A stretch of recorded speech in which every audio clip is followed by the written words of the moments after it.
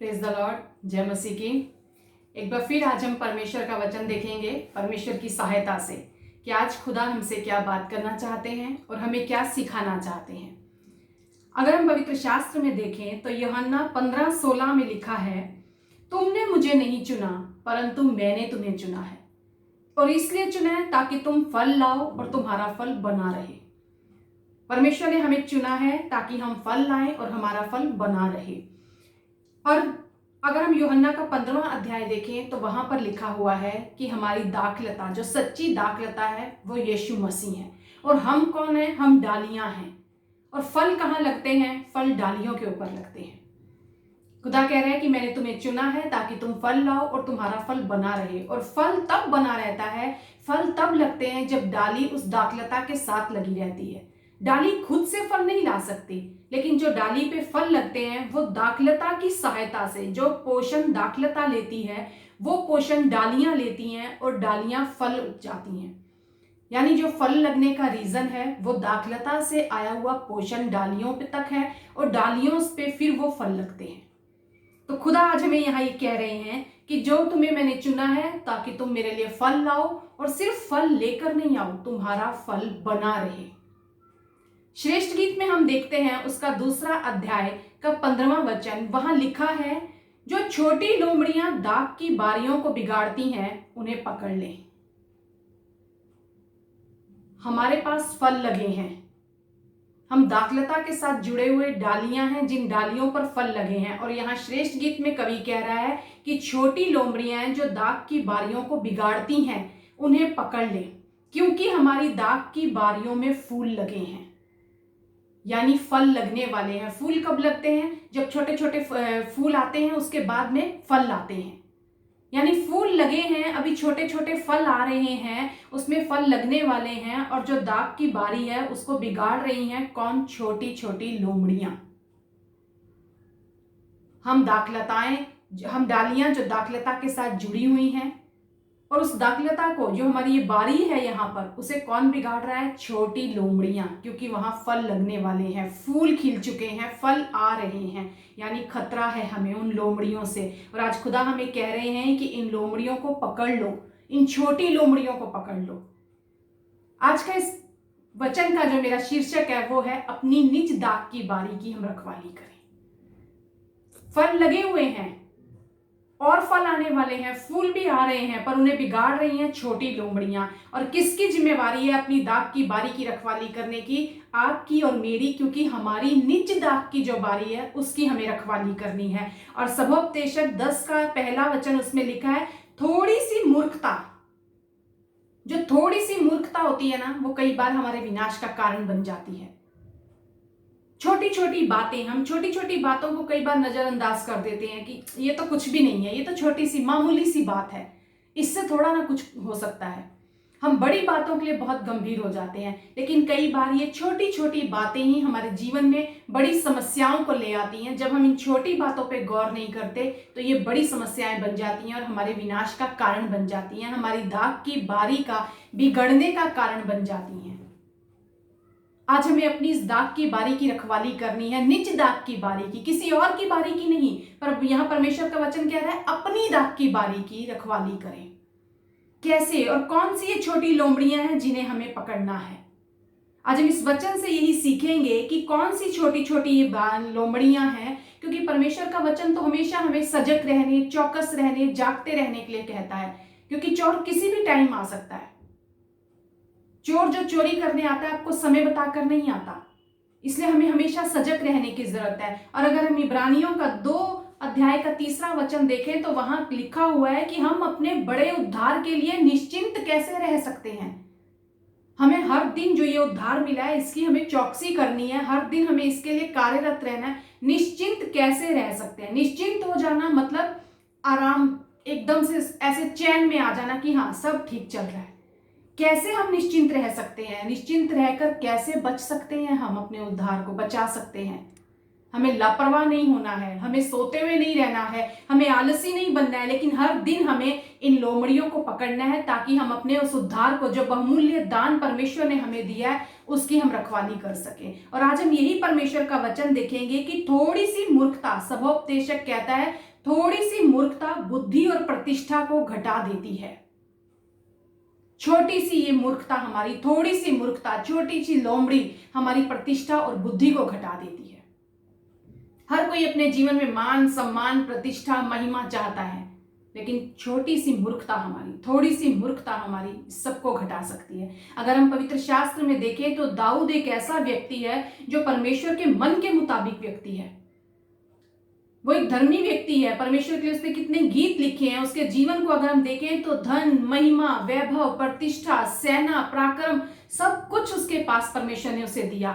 छोटी उम्र में ही उसने गोलायत को मारकर सब परमेश्वर की जो महिमा थी, जो परमेश्वर की सामर्थ थी, उसको उसने अपने ऊपर महसूस किया। परमेश्वर की सामर्थ उसके साथ थी, उसने उस गोलायत को मार गिराया।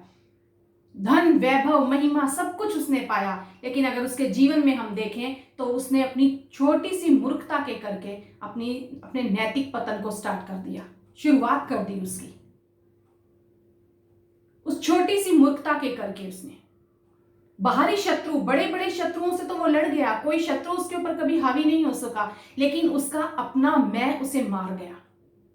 अपना मैं उसके नैतिक पतन का कारण बन गया। हम भी कई बार ऐसा सोचते हैं कि जो बड़े शत्रु हैं हम उनसे अपना बचाव करते हैं। हम अपनी दाग की बारी के चारों तरफ बड़े शत्रुओं से बचने के लिए, बड़े जानवरों से बचने के लिए बड़ी बड़ी वहां पे बाड़े लगा लेते हैं, लेकिन जो छोटी चीजें हैं, जो छोटी हमारी गलतियां हैं, जो छोटी मूर्खताएं हैं, उनमें हम फंस जाते हैं।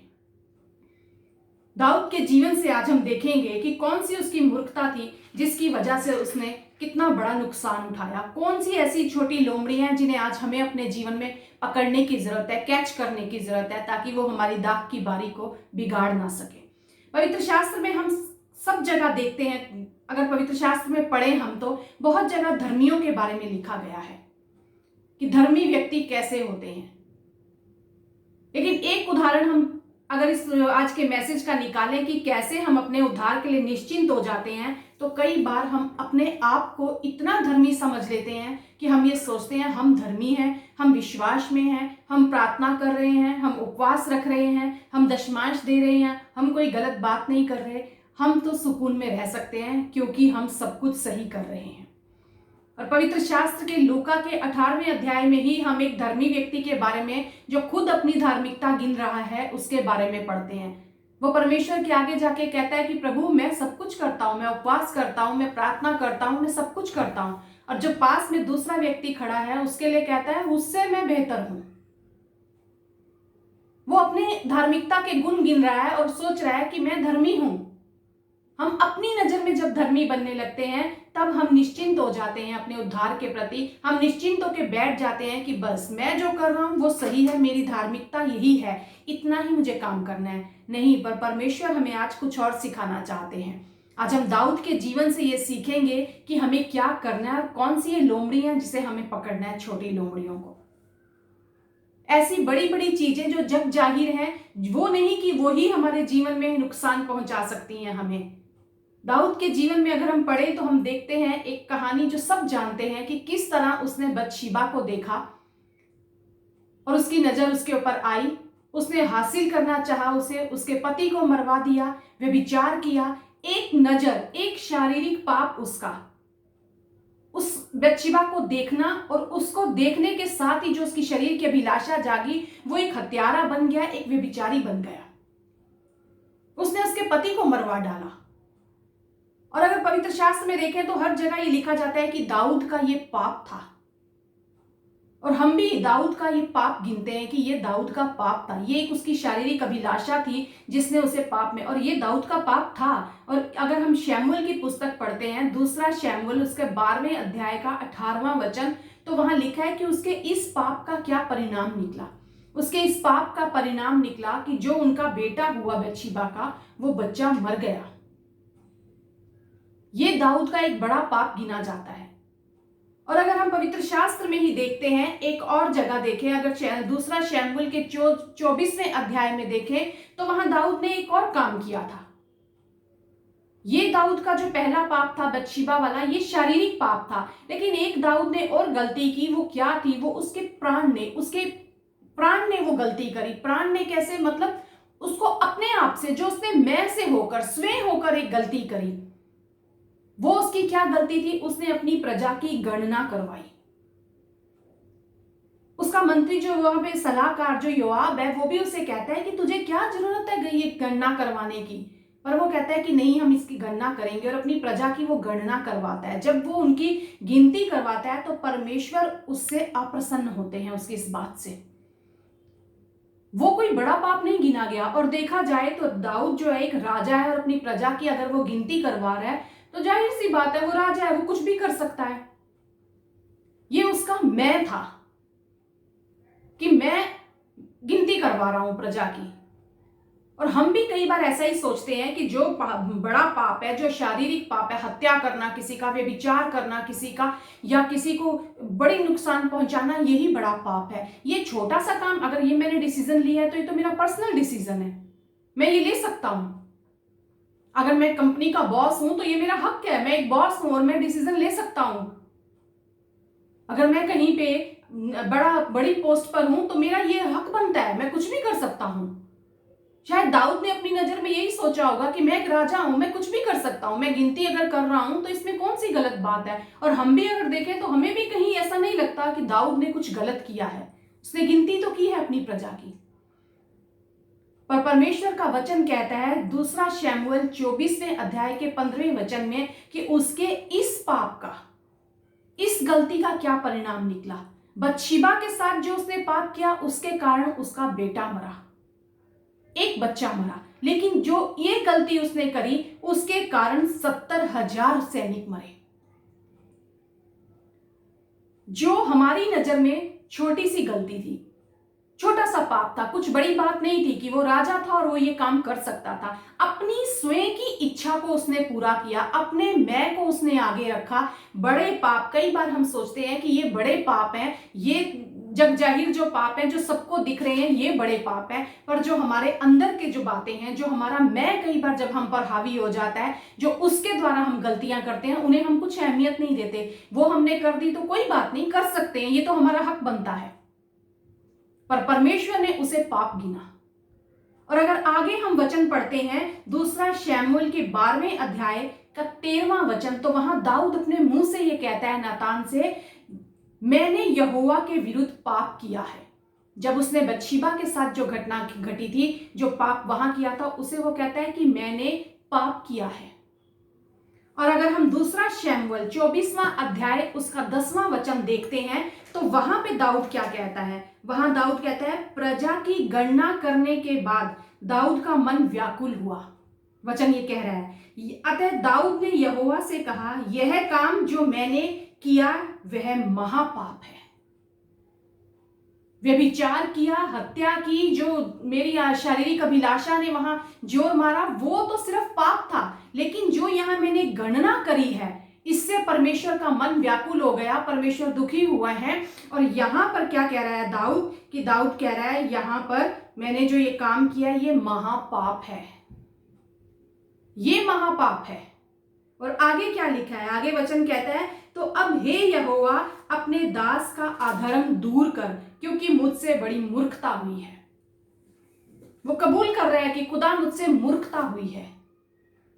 कई बार हम इन छोटी बातों को नजरअंदाज कर जाते हैं कि ये तो कोई बात नहीं, पर खुदा इस मूर्खता को क्या कह रहा है कि ये मूर्खता तुम्हारी प्रतिष्ठा और मान को घटाती है, ये मूर्खता तुम्हारी बुद्धि और प्रतिष्ठा को घटाती है।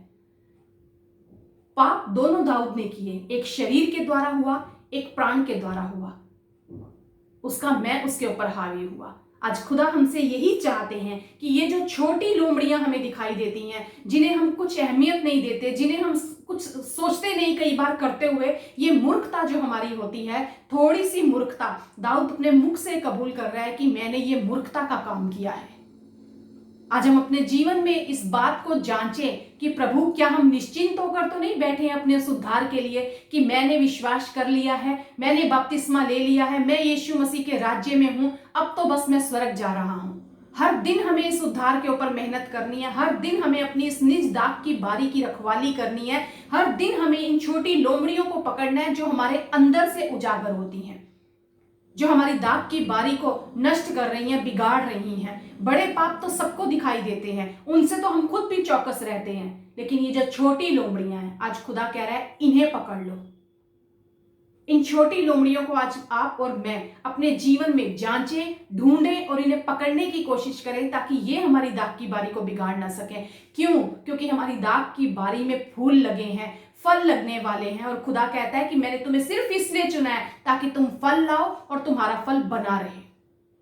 आइए हम खुदा से दुआ करें आज कि खुदा, जो मेरी दाग की बारी में फल लग रहे हैं, तो वो फल मैं संभालने पाऊं, उनकी मैं रक्षा करने पाऊं। आइए हम दुआ करें।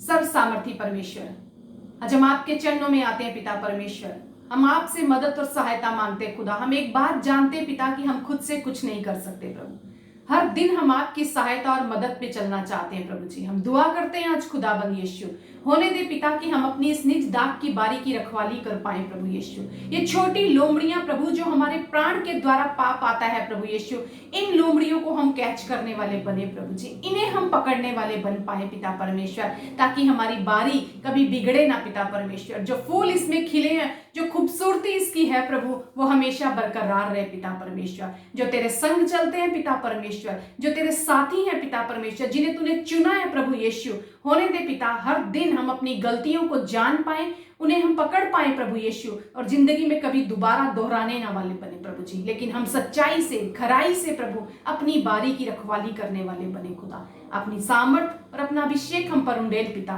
ताकि हम तेरे योग्य फल लाने वाले बच्चे बने प्रभु, और हमेशा हमारा फल बना रहे।